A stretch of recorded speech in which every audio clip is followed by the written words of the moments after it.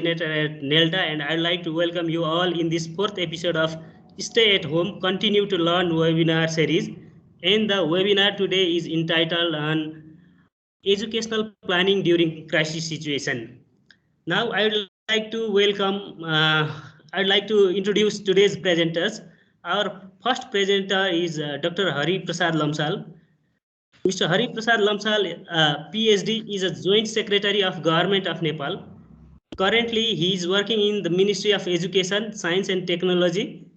Mr. Lamsal has completed his master degree from University of Leeds, MPhil from Tribhuvan University, and PhD from Kathmandu University in education discipline.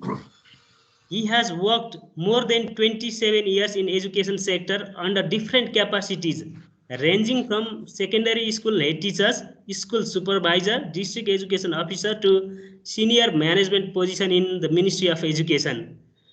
He has been actively working in educational planning and resource development sector in this pandemic. We have another presenter, and she is Psyche Kenneth. Psyche Kenneth is an international consultant who works on education and local governance, specializing in reforming curriculum, textbook, teacher education, exam system, and school management for basic education at local level. Psyche has worked across South Asia and Southeast Asia. She is now assisting Kawasati municipality through the British Council to develop a crisis-sensitive education management plan. Before handing over the floor to our presenters, I'd like to inform all the participants that if you have any questions related to today's topic, you can write them in the chat box during the presentation. I'd like to request Mr. Sudeep Neupane, Access Coordinator at NELTA, to write down the questions which we will take at the Q&A session. Now over to you, Hari sir. Thank you, Vikas ji. Madam Motikala, who is leading the NELTA organization,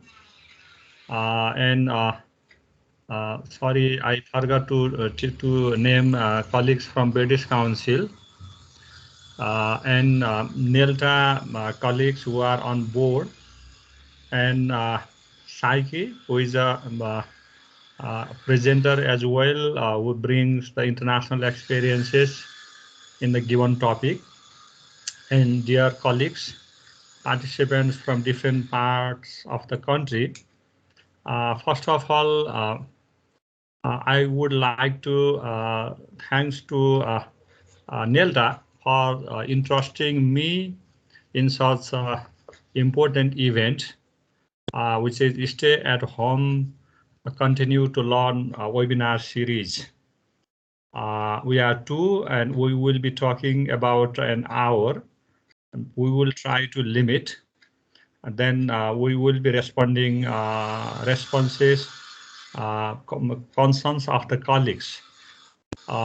Because of time limit and other platform, I request colleagues to mention the questions or concerns or experience in the chat box.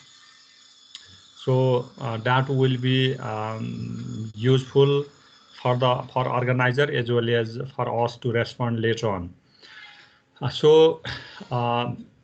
Bigasi has already welcomed you all, and I would also like to reiterate it. House rule, Bikasi has already talked. I don't think so. I need to repeat again. Anyway, you will see in the screen, you will get the presentation slides, of course, later on, and you will be muted, and you can put your questions and concern in the chat box. Sorry to say that, because we will not have two-way communication during the presentation time. Later on, we will try to respond to you. I mean, I'm not here as an expert. I'm here to share the experiences with you, and probably I can also learn many more things from your responses, which will be reflected in the chat box. So these are the housekeeping rules. I mean, we all know and we will follow it. And the topics for today's discussion is about educational planning during the crisis situation. That will include both educational planning outside the school. I mean, education. How can we develop education? How can we resume education during the crisis or even after the crisis period? Then in the meantime, we'll be also talking about the instructional plan, which will be carried out within the school premises, within the class as well. So my request is I will be talking about the education planning, and another presenter who has plenty of international experiences, she will be talking about the basically instructional things relating with teachers, children, curriculum, and all these things. The objectives of this webinar for today is if we know all some of the best strategies which are relevant for the crisis situation, then I will also share some of the best ways of planning when we back to the normality. And then I will also share some success stories. I know that you all have many more stories. You can mention it in the chat box. Then what we have learned, sorry to say that the first thing we learn in Nepal is education is further pushed. If we talk about the priority, the COVID, the priority is a little bit shifted, although we have not said officially, but the first thing is safety, then vaccine, then food, then only education comes under the in the priority, and that affects largely. We are talking only about the access. No, it affects the quality, equity, and management. We are not talking about how the pandemic have affected the poorer people. I mean, those people which are named under the disadvantaged categories. And we also learn what my experience is that if we engage students in learning, it will create some sort of normal situation. I mean, during the pandemic, it's very difficult for us to be locked in the room. But if we engage ourselves with student learning, then that will be helpful to deviate us from the stress to the engagement. And we also learned that the normal curriculum or normal strategy or normal module cannot work during the pandemic. We need a flexible as well as integrated learning module. Then what we learn, we are faced experiences. We do not have data. We are talking in an average manner. We are talking about developing our ideas based on the social media, headings or some news. Assessment on the, how the crisis is prevalent in education system, how education is being affected by the crisis, as well as how education can impact on the crisis. Both sides we do not have. The first one, we need the data. The second part, we need international experiences. So the prevention, preparedness, and mitigation. The cycle, the ladder is like that. We first need a prevention measure, then preparedness measure, then mitigation measure. Sometimes we learn that communication, delivering the right message at the right time is necessary. There are so many rumors, maybe fake news, and that is aiding us to move towards the stress. So the most important thing is that, like in Nepal, how can we establish the contact between the teacher and student, and how can we carry out the students learning. And then of course this is a crisis, is an unwanted event, and we all should work together. This is not only government, this is not only non-government, this is the parents and government and non-state actors, they all should work. These are the some of the learnings which I have gained. This is my own experience during this COVID-19 and earthquake 2015.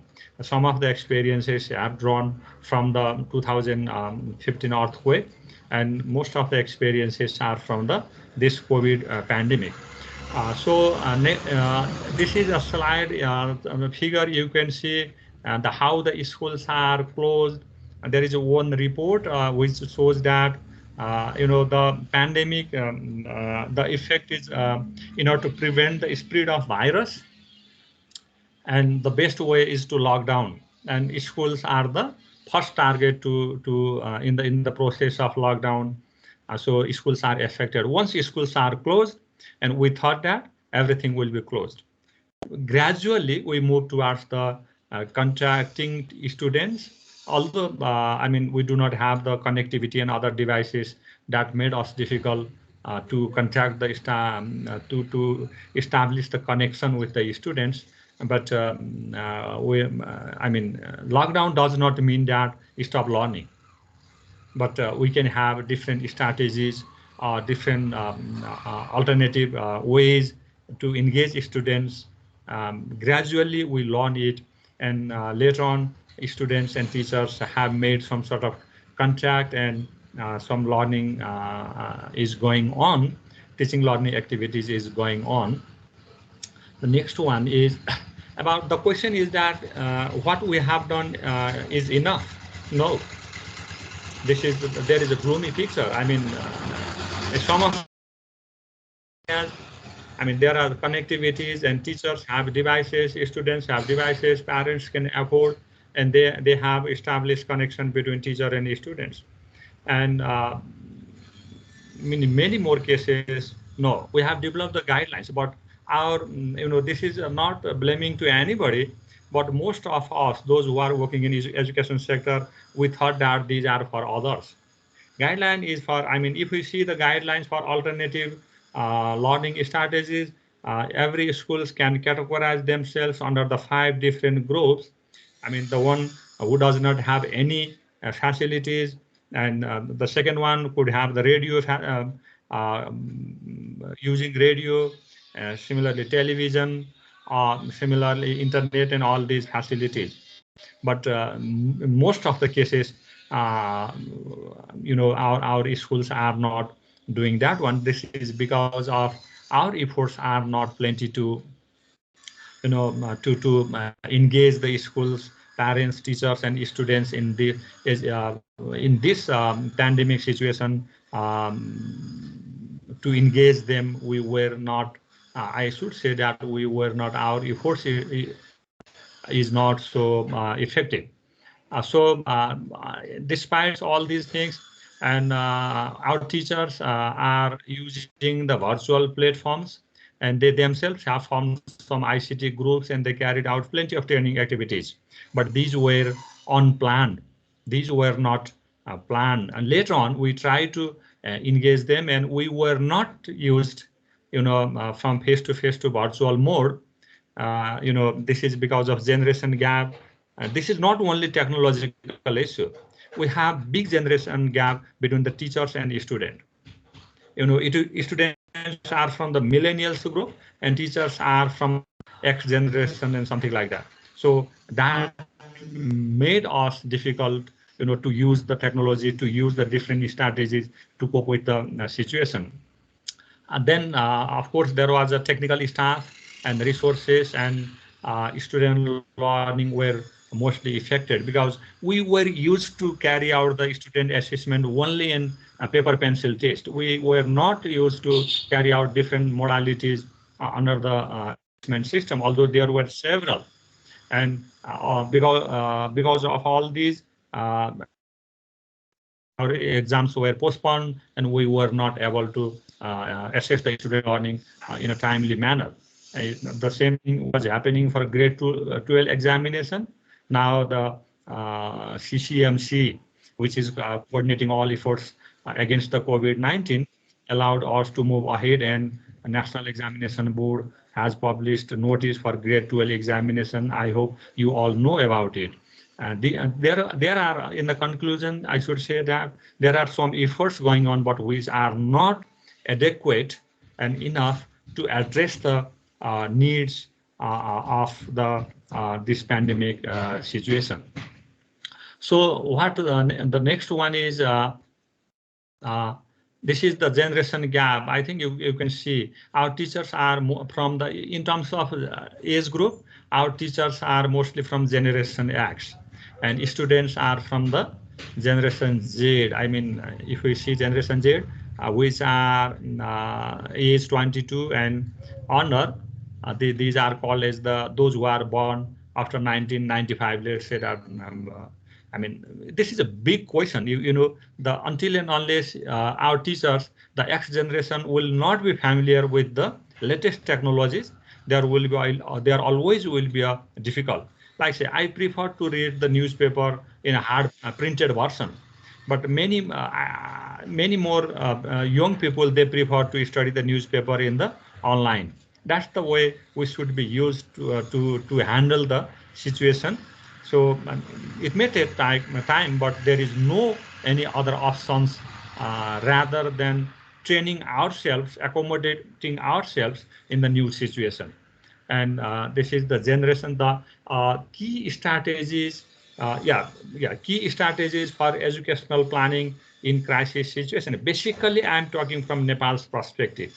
That we have faced, our generation have faced two pandemic, two crises.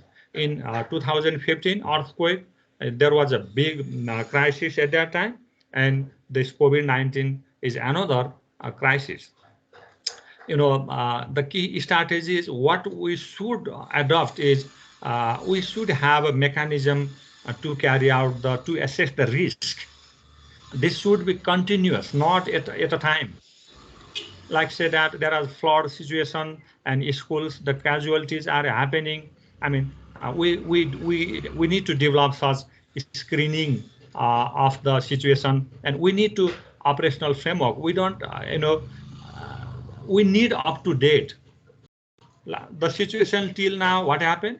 You know, once the crisis is there, then we started to work to prepare the guideline and all these things. Then the third important thing is that how can we develop awareness our people, even in this pandemic situation. You know, that the many more people are, you know, they themselves are talking about, thinking about there is no COVID at all in the market.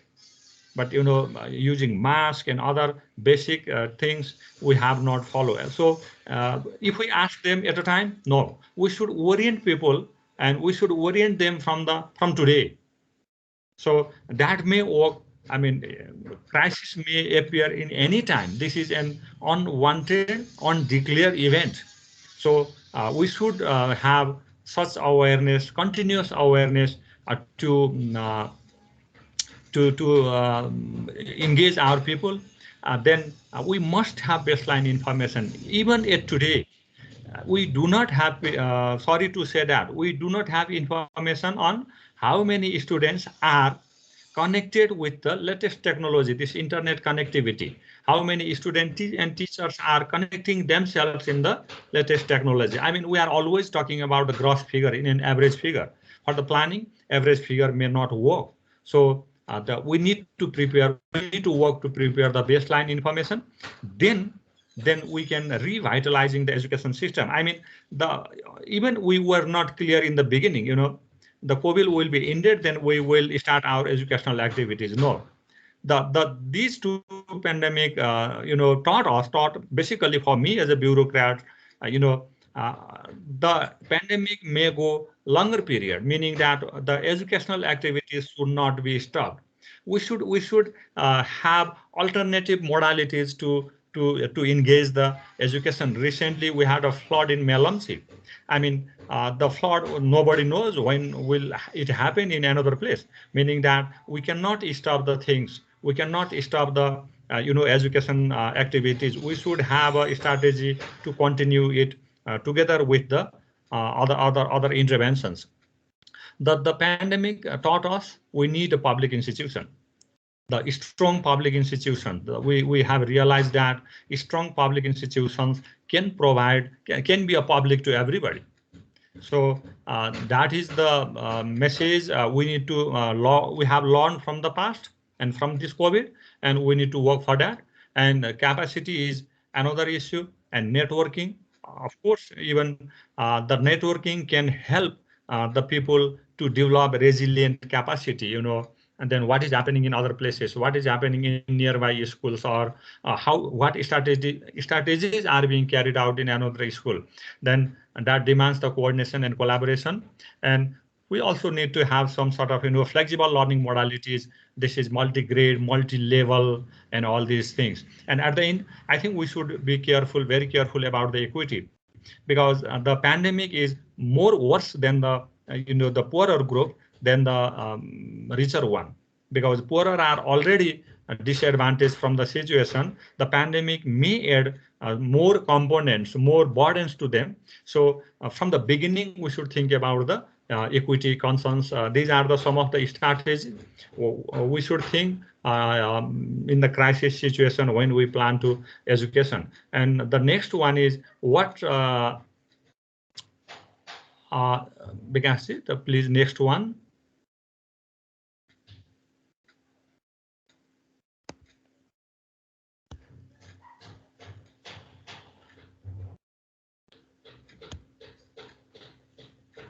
Bikasi, am I audible? Yes, sir. Just a second. Yeah. Yes. Then best ways we should think about. During crisis we can do something else, and after crisis we need a clear picture about this. During crisis we should think that state never sleep. I think we public institutions should work. I mean, this is not a holiday for for the public institutions. I mean, we should engage people. We should have contact with the people. Then we should use the precaution measure. Even during the pandemic, during this COVID situation, I mean, the lockdown, it was for the people, and the state machineries were not in lockdown. They have worked together. So public institutions should be allowed to work together and all these things. And how can we develop the resilience? How can we convince people that tomorrow will be the better day than today? I mean, that hope is also necessary. Then we need to mobilize the group. And during the crisis situation, this is this may happen at any time. Then we should have some thinking, and the lead should be taken by the public institute. Then they can have a cooperation with the at all. After crisis, first we need assessment. Then we need to be careful about the safety. Now our schools are eager to open the school. I mean, some of the authorities are, head teacher and school management committees are eager to open the schools. Without assessing the situation, that should not be done. Only face-to-face is not a mode. There are different modes. We should also think then action as part of the priority. I mean, these are the necessary basic things. And how can we start the education? It does not mean they are opening a school. How can we start the teaching learning activities? It could be more. How can we, engage the student and teacher, or let's say that how can we establish the connection between teacher and students during the pandemic? Is the most important things, and that should be continued. Once pandemic is over or crisis is over, then we can go into the normal situation. But during the crisis situation also, as a public, as a working in a state machineries, we should have the bad experience I have learned this time is that the school in Kathmandu, they have declared as holidays rather than contacting teachers or parents. Or this could be the weak monitoring from outside, but it does not mean that the public institutions should do should not do anything during the pandemic. That is the we should work continuously, and we should also plan for the future. I mean, who are we? I mean, at the local level, local government, provincial level, provincial government, and central level, government of Nepal. Even school can be a unit. During the pandemic, what this COVID, what I have learned, what I have seen in Kathmandu, they have called students in a outdress. I mean, that's not the, without assessing the situation, we should not ask. We should, my request is that this, face-to-face is not only one mode, but in without assessing we should not ask students to come into schools. But rather, we should counsel them. There could be a, prone to ask the teachers can themselves went to the community, like in Tono, Abu Khairani. I mean, this is in Khairanita, one school. What head teacher has done? He has sent the teachers to the community to counsel the students and parents during the COVID-19. I mean, there are different ways we can learn. Then last slide, I do have one best success stories. Then I will. You can get many more things in the slides. I will share you one story from the earthquake, situation. There was a big rumor.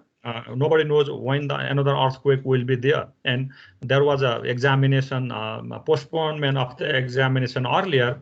Once, I mean, the earthquake second wave was happened, then we discussed about starting the grade 12 examination. Then we planned for a date, but there was a big, big, resistance from the people to postpone the exam. Their argument was that our children cannot go into the second floor.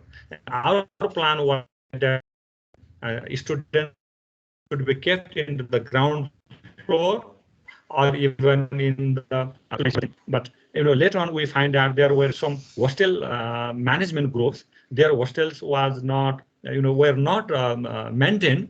They were in the front line to oppose the government decision. Then when we started exam in the ground floor, normal situation. Once starting school does mean that, there were buses in the street and shops were open. I mean, all these things can happen. So this is the one big story I learned, but we need to assess the situation first and take the strategies accordingly. Then the thing is that at the local level and at every level, we can form a group. There should be a public, school can coordinate for that. Then we need to allocate the responsibilities, then prioritization, and get support from the network. Sometimes message communication could be the best ways, and stopping the havoc. This fake news. We should also explore the resources. And these are some of the stories and what we have learned, we have gained from basically these two crises. And this is my sharing. And I hope that if you have any concerns or experience, you have written in the chat box. And by saying so, thank you very much. And I will back mic to the Psyche. Thank you very much, Harry, sir. And thank you, Harry, for giving us that very good sort of government overview. And I'd like to just start by thanking NELTA, Bika sir, and British Council, Vaishali madam, and all your teams for organising this webinar. And I can see that we've got more than 100 participants, which I think is fantastic. So thank you very much for welcoming me. And Harry, sir, thanks for that really good overview. What I would like to do is to drill down from the bigger picture to the school picture. I know many of you who are attending this webinar are teachers. So I really want to have a look at what does education planning during crisis and after crisis mean for teachers? And in the research that I've done so far, with the kind help of Tirtas and his colleagues at Kawasoti Municipality, and I think Tirtas here today as well, so that's great. That there are 3 areas that we need to take stock of when the schools reopen. With the kids coming back and school starting, the most obvious place to start is to look at their learning. And those pink arrows you can see on the slide, there are 2 aspects of learning that teachers need to assess, especially with the young learners. So if you're teaching kindergarten to grade 5, very much so to assess how much of what they learned before COVID, before the crisis, have they forgotten? Because retention with the young learners is a really big problem. We're finding that many kids coming back to school have forgotten how to read when they could read before the lockdown. So the first set of pink arrows is how much have they forgotten and how much have they retained, and how can we stop them losing more. And the second set of arrows below that are, did they learn anything during lockdown online or through the print materials or through self-study of their textbooks? So how much was learned of that home learning? How much was actually achieved and how much was not learned? If we are realistic and we say maybe 20% of students were able to learn online, maybe another 10 or 15% effectively with print materials and at home, but probably 50% didn't achieve much in the lockdown period. So that's really where the focus of teachers is to look at the learning. But I think it's important also to look at the other 2 bubbles that you can see on the screen. The first one is about socialization. What behaviors have they forgotten, or are they practicing in a wrong way or in a good way when they come back to school? Maybe children have been really isolated, and it's the teacher's job to look for signs of mental health, maybe depression, or kids behaving in an antisocial way, or just overexcited about being back and meeting their friends. We'll see that exuberance and a lot of happiness too about being back in school. But we have to look for signs of psychosocial issues as well, which are the result of being isolated at home, perhaps from a domestic violence point of view at home, being locked in, perhaps from a poverty point of view, having less resources than before the pandemic. So these are all the points on the socialization, taking stock. And finally, the taking stock of potential is a much bigger problem. We've physically lost 7 months of school, but that translates into, for the higher grades, for students going on into employment or students going on to higher education, that has severely reduced their employment chances. So for the older, adolescent and older children, there's a loss of employment that we really have to keep in mind. And also for adolescent girls who have maybe been married off earlier than normal because the household couldn't afford to keep them during lockdown, their loss of potential in learning affects their whole life as well. So under those 3 umbrellas, I'd like to now look a little bit more about how we can take stock of learning. So Sudarshan, next slide, please. Thanks. This diagram shows whether children have been included or excluded during the pandemic. There are 3 main factors. There's the factors at home, there's the factors at school, and there are the digital factors of whether children were able to access learning online. If you look at the intersection of those three bubbles, that the darkest pink area, small triangle, right in the middle of this diagram, there we find the children and the students who have been totally included during the pandemic and the school closures.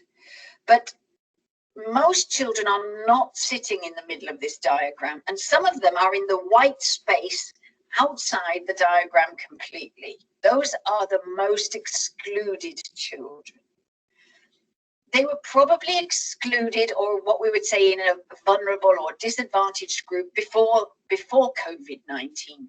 But COVID-19 has pushed them further from the center as a result. If we take a negative reading of all the points in this box, let's just have a quick look at that. I don't want to be too gloomy or pessimistic, but let's just do a negative reading.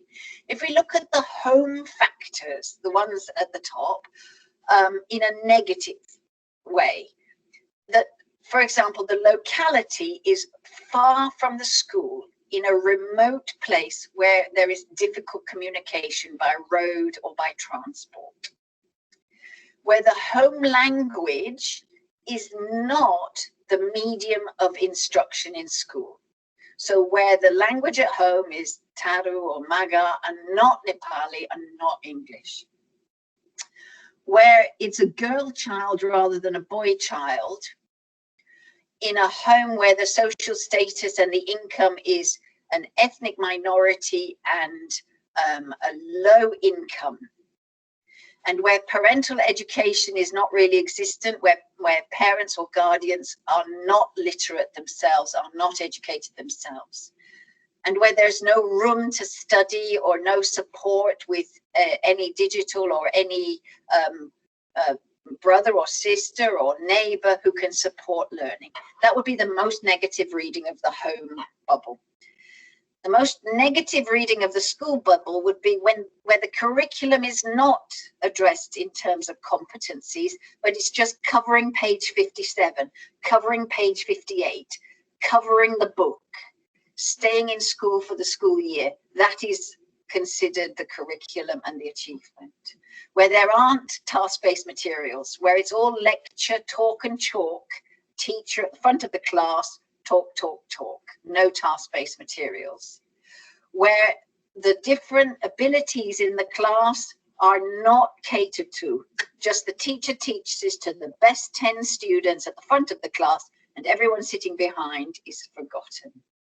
And where there is no ongoing assessment, no assessment of real needs, no assessment of progress, but simply paper and pen test at the end of the year. That would be the negative reading of the school.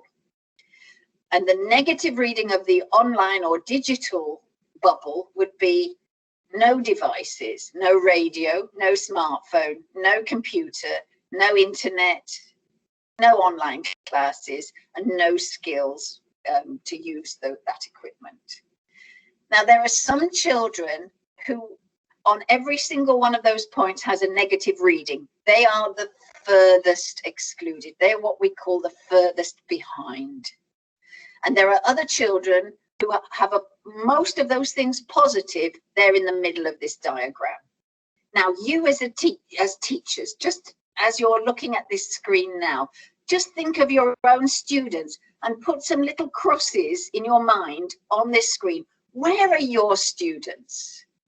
Did they have a good homeschool experience? So they had good print materials. They were able to do some home learning from visits from you as a teacher, and with print materials, they'll be on the right of this diagram. Or maybe they had a lot of home support and a lot of digital connectivity, and they did self-study and they went online and used the YouTube videos for learning. They would be on the home online left-hand side of the screen. But some of you will put some little crosses of your students who are outside the diagram, who have a nice, a safe home environment, but not the online or the school support. So just think for a moment, where would you place your students as a quick diagnosis? Sudarshan, next slide, please. And thinking about those students, I think you've got three choices. And I'd like you, as I'm talking, to think, where are you as a teacher? Are you going to do business as usual, or a quick textbook coverage, or are you going to do a competency-based catch-up program? So let's look at business as usual. The business as usual model means that you just continue. Like Harry said, that sort of was like an extended holiday, and now we're back after our extended holiday, and we just start the school year with the new school curriculum and the new textbook. And we just go from there. There's quite a lot of pressure to do that. First of all, it's sort of on the surface, the easiest way, because we can at least get through the next school year coming. I think a lot of teachers are probably in the middle bubble, which is the quick textbook-based coverage model. So not being as cynical as to say, well, just carry on and forget what happened.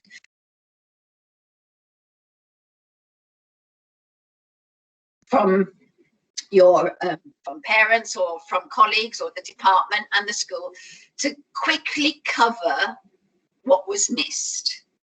And so the way that you do that is to race through the missing pages. And this attitude is common in most countries. The idea that by covering the page, you've somehow achieved the learning.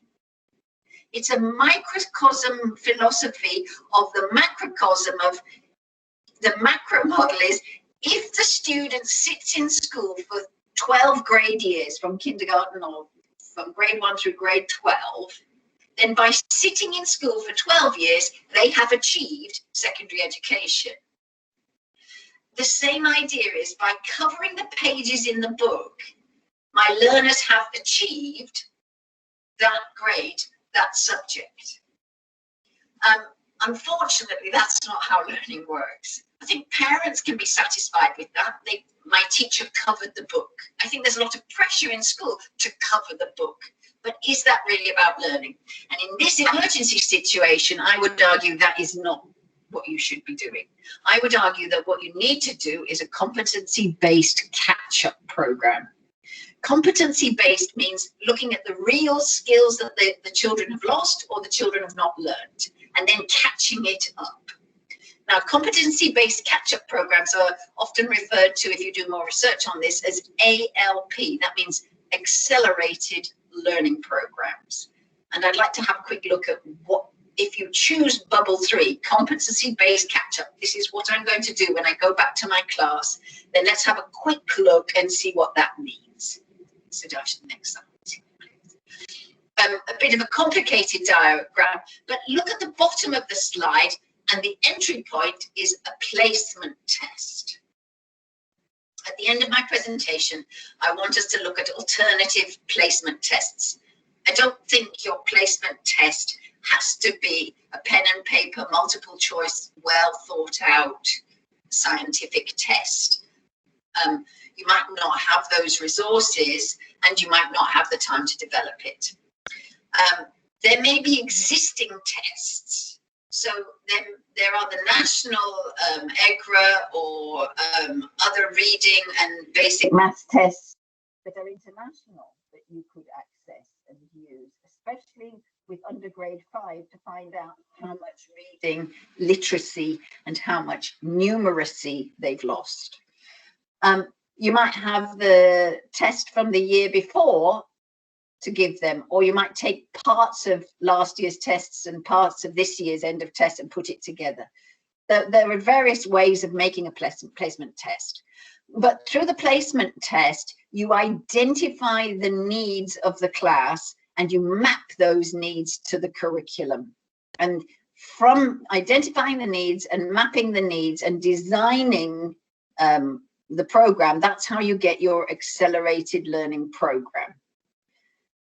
Okay, But the problem is, you've not only got to do this catch up, you've also got to start teaching the new year. So you've got 2 sets of learning. And if you're not careful, you're going to totally overload students who are not used to learning. They've just had 7 months off. So you've got to add the previous core competencies they've missed to the current or this year's core competencies that they also need. So both groups of competencies have to be reduced to fit into 1 year.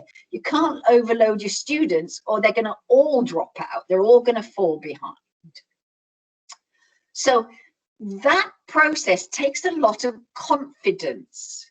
You've got to be able to tell your head teacher, your head of department, your parents, we're not going to learn page 57 and 58 because they're not central to the skills the students need.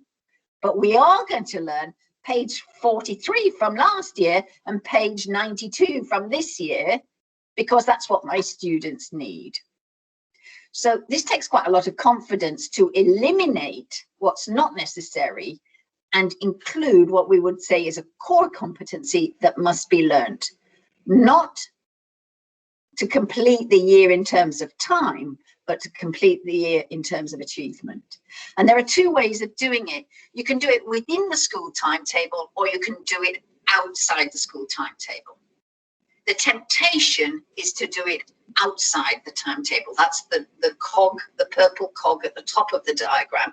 Timetable the accelerated learning program outside school hours, like at the weekends or in the evenings or before school or staying after school or in different shifts. But if you do that, you're probably going to exclude all the children who were most excluded from my previous diagram in the first place. Exactly the children who can't come before school or after school because they're helping with the home farm or the home business. Exactly those children that you want to target won't be able to come outside school hours. So that might be a counterproductive step. Although there are possibilities during holidays, or there are ways of timetabling this that schools know much better than I do how to do that. But I would argue for the middle cog where it says timetable within the school hours. And what I would work from the premise that the more homework you give, the more exclusive you're going to be, the more the disadvantaged kids are going to lose out. So try to do everything that you want to give as homework, try to do it in class. The most inclusive school model is without homework.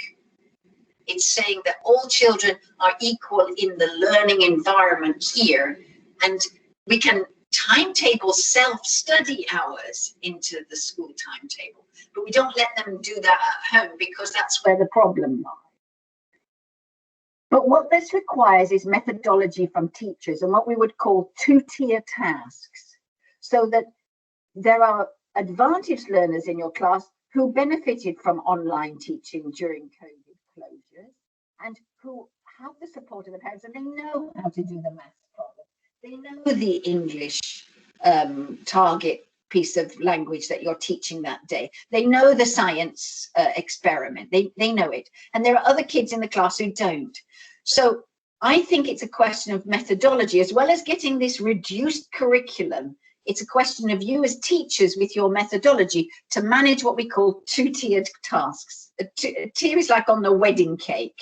So there's the higher tier at the top of the wedding cake and the big tier, the main part of the wedding cake. Okay, so all students need to know the main part and then the stronger students can go to a second task. And so it's about designing activities in class that have part 1 and part 2. You work with the most vulnerable learners and the average learners to make sure everyone achieves part 1 of the task. And quietly, the stronger learners can go on and learn the second while they're waiting for everybody else to finish the first task. Another way of doing it is to have peer mentors, to put them in pairs, 1 strong student, 1 weak student. You've got to look at the psychology of your class. Very young children might not like that, and competitive exam taking children at the end of school also don't really like that, but maybe kids in the middle, the peer mentoring does work. You've got to judge it by your own class's needs.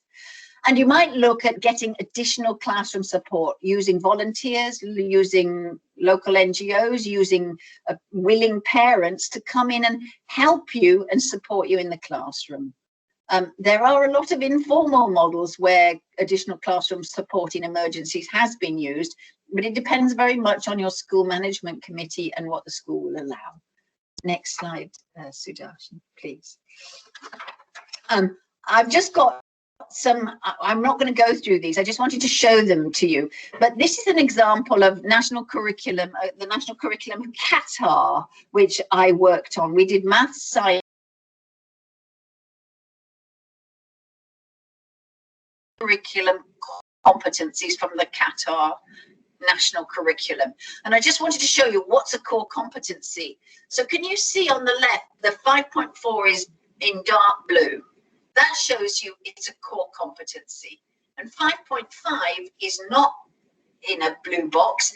That says it's an additional or a higher task competency. So this is what we mean by core competencies. So this is taken from grade 6, and it's checking that they know the simple present tense. So the core competency is the first one, that they can use sentences like water boils at 100 degrees Celsius, or the sun always rises.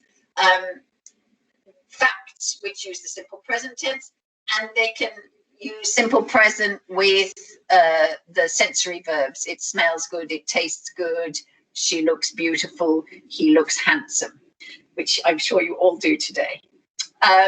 So those are the core competencies, and the additional competencies are, can we do the simple present with the time phrases? Now, looking at those three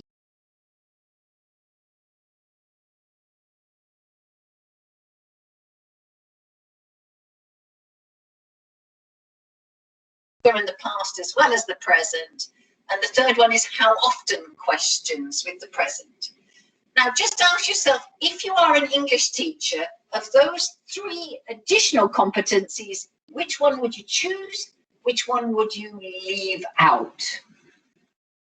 This is where I want you just to get a feeling for. You've got to be critical. You've got to have the confidence to leave some things out. So of those three things, which one would you throw away because you don't have time?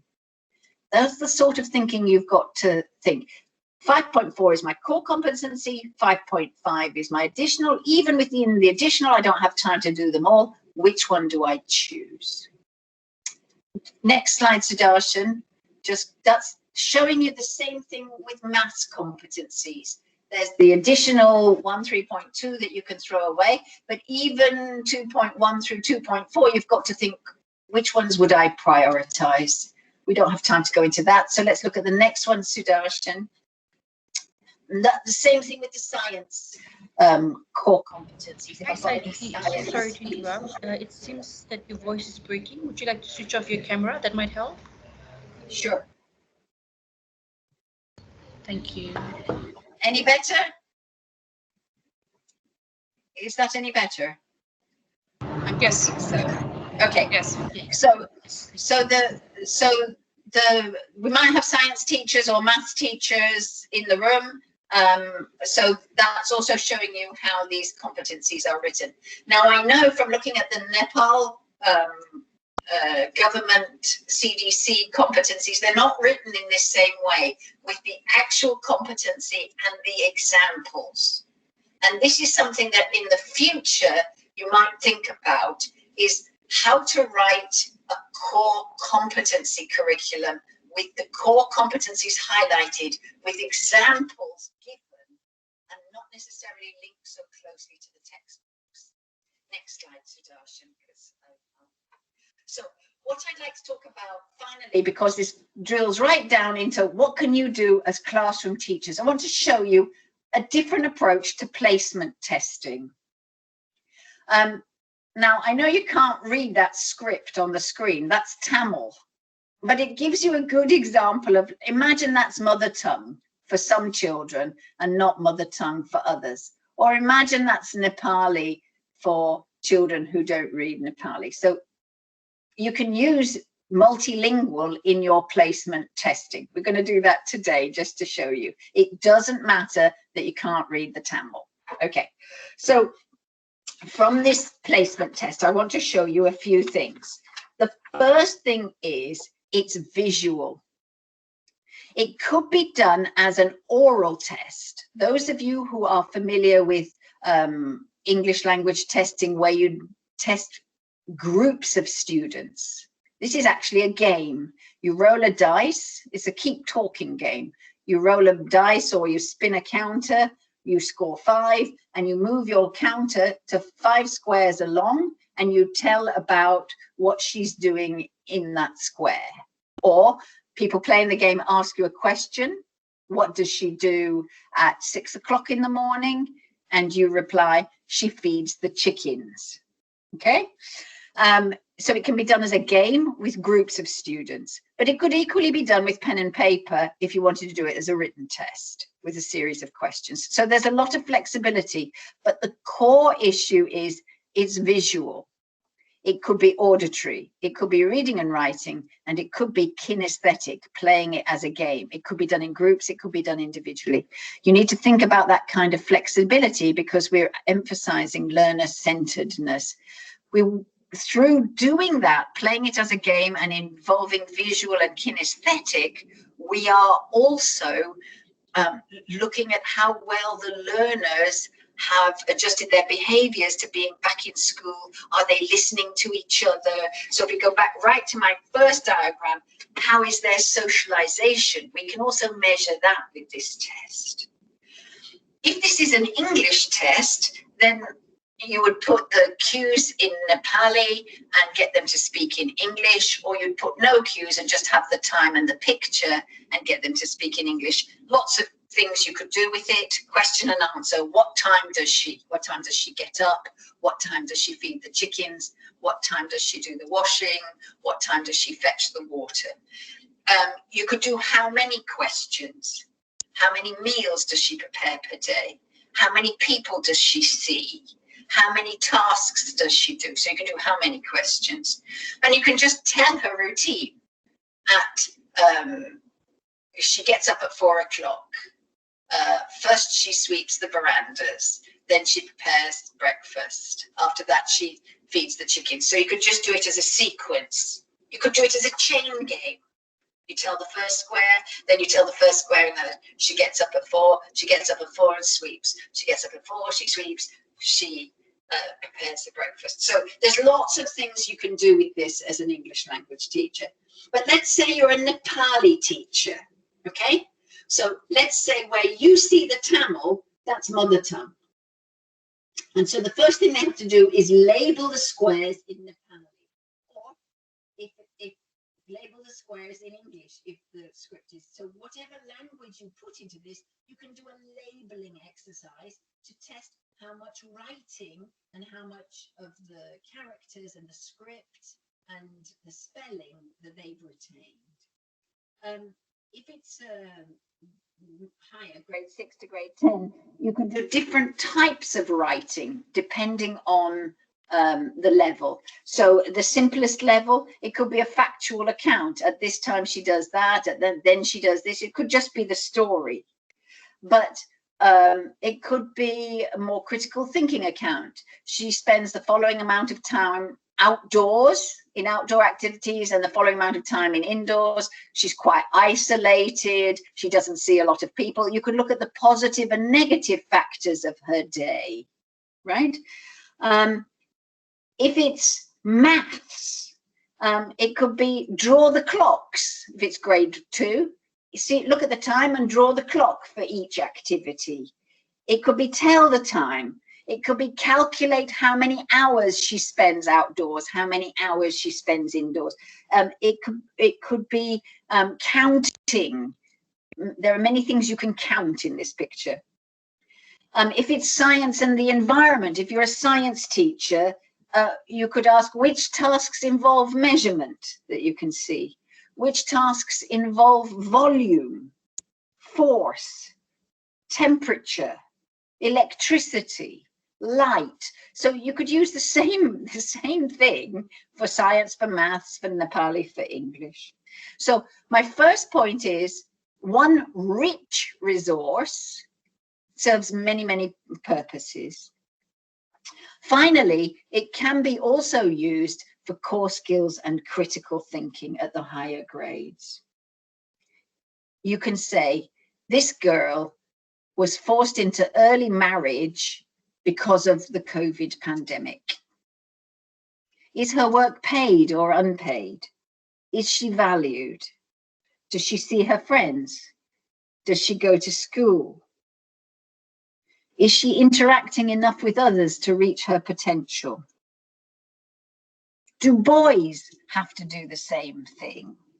Why? Why not? Has COVID made the situation worse for girls? And finally, the thing you want the students to think of, how can we help girls like this? So there's a lot of core skills and critical thinking here as well in your placement testing. Last slide, Sudarshan, because I've run out of time, please. Sudarshan, can we have the last slide?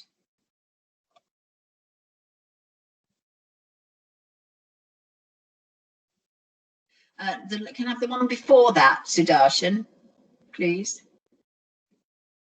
Yes, thank you. Just to sum up, we haven't had time to talk about these things, but these are the things that we'll be looking at in Kawasoti municipality. We'll be looking at using the EMIS data for the placement testing and to identifying the furthest behind, the most vulnerable. We'll look at additional competency-based core curriculum and develop that, task-based materials. We'll look at the assessment system and how can that be approved for more crisis-sensitive management in the future. We'll look at the learner-centered methodology, including online methodology. And finally, very, very importantly, we've got to get the buy-in, the support of the parents and the head teachers in the school management committee, as well as the municipality. Thanks very much.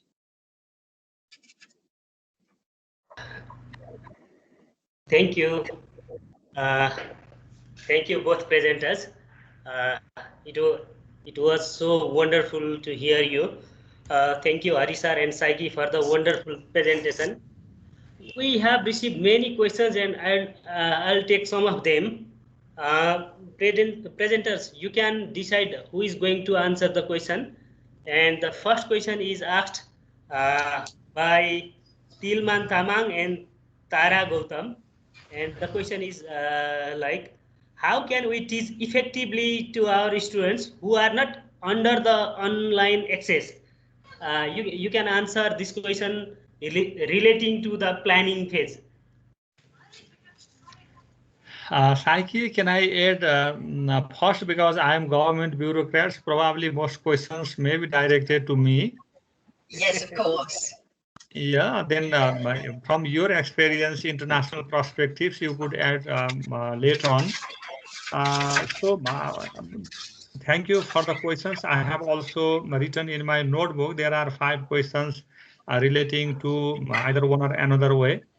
I mean, we know that we do not have online access to all students and schools. Therefore, we have in our directives, we have categorized into 5 different groups. Online, those groups who have online access is 5th one in Nepal's context. So we prefer to use the online if there are. If not, then we should go to the other options. But the question on how can we teach effectively in online class, I am not expert in this area, probably Saiki add more on it. But my request to all of you is that please see the guideline at once. Then there are, I mean, depending upon the availability of the facilities, and we should analyze ourselves. Every school should analyze themselves, and they need to position them where do they fall out of these 5 categories? Then they need to work accordingly. In the remote areas, if there are not online access, it does not mean that we should not have contact with the student. Let me have one example sharing from Nigeria. One of my colleagues who is working in BSO International, he has shared earlier in Nigeria, they have brought the concept of community board. I mean, this is a blackboard, something like that. In every community, they have placed a board, and teachers went there, and then they have written the lessons or some homework or something by the teachers. Then students go turn by turn and write in the paper and come back to their home and do the things accordingly. I mean, there are so many things we can do. We need to explore them. But under the online, how can we make it effective? This is my beyond my area. Sorry to say that I could not address that question. Saiki, could you? Yes. I think maybe 3 things to add, Harisa. There's an interesting World Bank study about using SMS and phone calls for maths. They had quite a big success. Their baseline study showed that 70% people had basic telephones, but not so much of the other equipment. So they sent maths problems. They even did their placement test with 5 questions on SMS. But they found that if it's SMS only with no phone call follow-up from the teacher, it was not successful. But in combination with the phone calls, it was quite a success.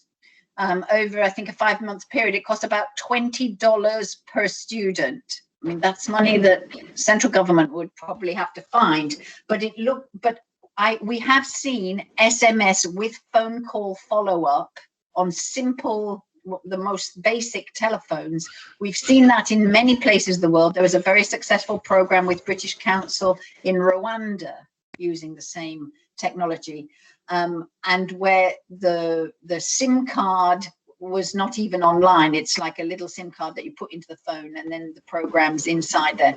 So I think there are other technologies to explore, and that we shouldn't have this stark divide between online Zoom classes and print material classes, and we should examine what's in between. I think the British Council also has some good success stories with their current radio broadcasts with follow-up by SMS. So I think these are areas we should really explore. And in terms of the online teaching, I think that we need to do more training, both with learners, what we call learner training, how they can get the most out of Zoom, what they should do when they're put into a breakout room. But we can do a lot more training with the teachers. So, for example, Zoom doesn't support the Nepali script when you use the whiteboard, but you can use a blank Word document as long as you've got the font on your computer and type things like a whiteboard. You can make things appear and disappear using the undo buttons in Word. We've experimented a lot with that with my work in Sri Lanka, where we suddenly had to go online. We knew how to use Zoom, but we really weren't using it to its best advantage because of the scripts, different Sinhalese and Tamil scripts. That's the same with Nepali script. So I think further training in how to use the tools within Zoom, what's the optimum time to put kids into breakout rooms? How do you monitor them in the breakout room? What are the types of tasks you use? That's the sort of area where we can give more online training to both teachers and learner training to learners. Thank you. Thank you for the comprehensive answer. We have another questions, and I think Hari sir has already responded in chat box, but I think it is good to bring that question in front of all participants so that they could be benefited. And the question is from Helen Sherpa. currently there seems to be a power struggle between CDOs and the mayors and the schools over reopening. Even when there are few cases from CDOs are obstructing schools opening, not being agreed school reopening plan. What plan does MOEST have to resolve this situation? So, Hari sir, would you Yeah, like to thank you. take Vikas ji. I think I need to respond 2-3 questions at a time. And I have already responded about this conflict. specific detail? Okay, we Yeah, are running out of time. specifically, Helen Sherpa was asking about this conflict between the CDU and mayor. My request is that follow the instruction issued by authorities. I mean, there is a DCMC at the district level. I mean, these all people are also genuine. They will follow the instruction from the CCMC. We should not put big pressure to open from our opinion. I mean, we should make a decision from the authorities because the health issue is the biggest one. We should use the alternative modalities. Recently, Ministry of Education has worked with the CCMC and we have issued, action plan which in terms of coloring amber, yellow, and green color, and which activities can be done under these different three colors.